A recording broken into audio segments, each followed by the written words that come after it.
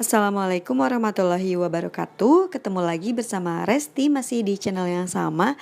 Kali ini kita akan belajar bahasa Sunda mengenai perbedaan huruf. Karena sering banget nih kita tuh salah pengucapan ataupun salah dalam penulisan. Nah, perbedaan huruf antara e, dan e.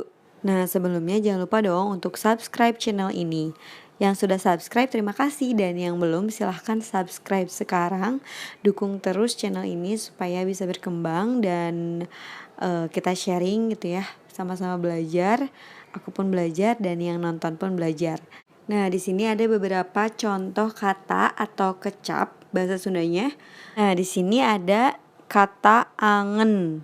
Angen itu artinya ulu hati. Misalnya contoh kalimatnya, aduh abdi nyeri angen. Nah, angen di sini adalah artinya ulu hati. Jadi bukan pelafalan bacaannya itu bukan angen tapi angen, nyeri angen, sakit ulu hati.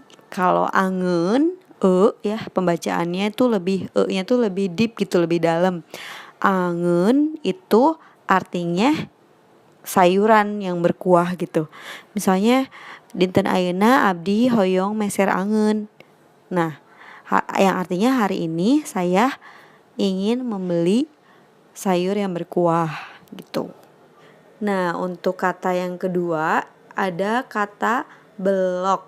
Belok di sini artinya becek ataupun jeblok. Jadi biasanya kalau misalnya habis hujan kita jalan di permukaan yang tanah gitu ya.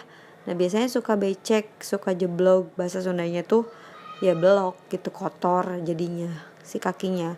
Nah, itu pelafalannya belok, bukan belok, karena e-nya bukan e curek tapi e biasa. Nah, kalau kata atau kecap yang kedua itu baru belok, yang artinya menunjukkan arah.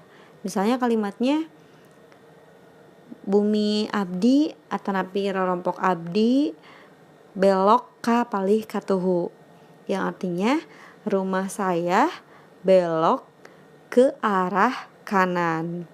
Nah, seperti itu. Jadi pelafalan belok itu kan e ya, pengucapannya e. Belok berarti e-nya harus pakai e curek. Kalau nggak ada cureknya itu pelafalannya belok, belok.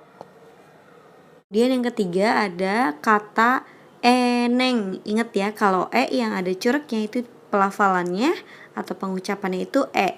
Eneng yang artinya anak kerbau. Kerbau bahasa Sundanya munding, anak munding atau anak kerbau. Bahasa Sundanya eneng.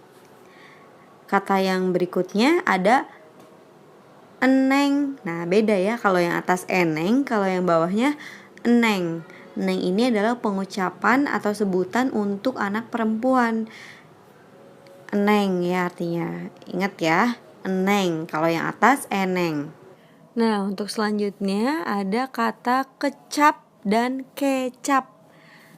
Yang atas pelafalannya kecap, yang artinya kata. Yang bawah kecap, yang artinya itu bumbu masak. Kalau misalnya kita makan sate itu ada kecapnya. Nah, penulisannya tuh e-nya pakai e curek karena pelafalannya tadi e. Kecap. Kalau yang atas karena e-nya bukan e curek, e-nya e biasa, maka pelafalannya atau pengucapannya kecap, yang artinya kata. Jelas ya? Kemudian kata berikutnya ada enteng. E ya, ingat kalau e curek pelafalannya e. Enteng yang artinya mudah.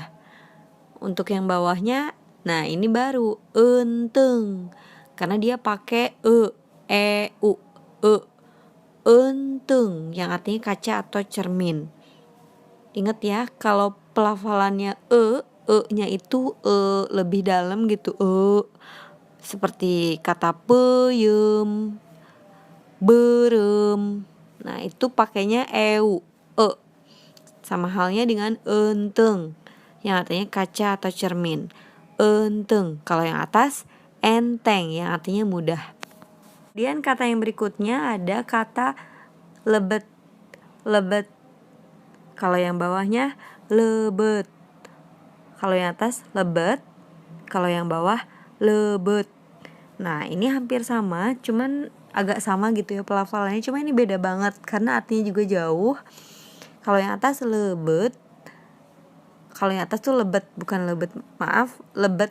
Lebet itu artinya masuk gitu ya. Misalnya, aduh tos jam 7 abdi ayeuna kedah lebet heula ka sakola. Nah, lebet di sini artinya masuk. Lebet. Ayeuna abdi bade lebet ka kelas kumargi atau tabuh 7. Sekarang saya harus masuk ke kelas karena sudah jam 7. Lebet artinya masuk. Nah, berbeda untuk kata yang kedua itu pengucapannya lebet. Lebet. Ya. Penulisannya juga eu dan pelafalannya nya itu lebih dalam. Lebet yang artinya itu lebat gitu. Misalnya eta tangkal meuni leubet ka cida, yang artinya itu pohon lebat sekali. Lebat, lebet di sini itu menunjukkan ke si buahnya gitu. Buahnya banyak sekali, lebet, lebat artinya. Itu ya.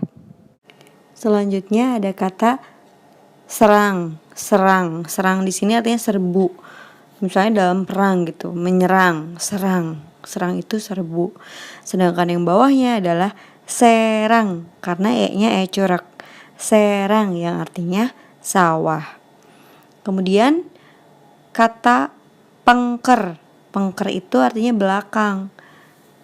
Misalnya di halaman bumi abi atau di buruan rorompok abdi teh di pengkerna seueur buahan, yang artinya di belakang halaman rumah saya itu banyak buahnya. Kemudian kata yang bawahnya pengker yang artinya keras, berisi gitu. Nah, ini merujuk ke biasanya badan gitu. Si eta mah awakna meuni pengker, yang artinya dia itu badannya keras sekali, berisi gitu, montok. Jadi kalau dipegang tangannya misalnya ini pengker gitu, keras kayak gitu. Selanjutnya kata hareup. Hareup itu artinya depan. Si Udin diukna di hareupeun urang. Si Udin duduknya di depan saya. Hareup itu depan. Sementara yang bawahnya itu harap. Nah, hampir sama kan, harap. Kalau yang harap itu yang di bawah ini artinya harapan gitu, harap. Abi boga harapan ke di tahun isuk kudu bisa ngahajikeun kolot atau sepuh gitu ya. Kolot itu ya bahasanya agak kasar gitu. Kalau sepuh itu lebih ke sopan. Nah, kata yang selanjutnya ada jejer. Jejer ini artinya subjek atau tema. Jejer. Yang kedua, jejer. Jejer itu artinya ya berderet gitu, berbaris rapi, berurutan, berjejer atau berjajar gitu ya. Kemudian kata yang selanjutnya ada sereh. Sereh ini artinya serai, batang serai gitu yang biasa dipakai buat masak ya, bumbu masak. Sereh. Sereh artinya serai, bumbu masak. Yang kedua ada sereh. Kalau sereh itu lebih ke sirih ya, daun sirih. Lebih ke kayak obat gitu. Daun sirih kan biasanya dipakai untuk obat ya. Nah, kemudian ada kata resep. Resep ini artinya suka. Abi resep kasih eta, saya suka ke si dia. Resep artinya suka. Sementara yang bawahnya ada resep. E-nya corak, jadi dibacanya resep. Resep ini artinya rumus gitu ya, rumus untuk mengolah suatu makanan atau masakan gitu, resep. Nah, sebenarnya gampang-gampang susah sih, cuman ya intinya kita harus sering latihan gitu dan kita lihat tulisannya. Kalau misalnya biasa ya kita pengucapannya gitu. Kalau corak ada coraknya di atasnya berarti sebutannya Kalau eu ya kita mengucapkannya lebih dalam. Nah, cukup sampai di sini dulu pembelajaran kita hari ini. Jangan lupa untuk like, komen, dan juga subscribe. Dan jika video ini bermanfaat, silahkan kalian share sebanyak-banyaknya ke teman-teman kalian. Terima kasih sudah menonton video ini. Wassalamualaikum warahmatullahi wabarakatuh.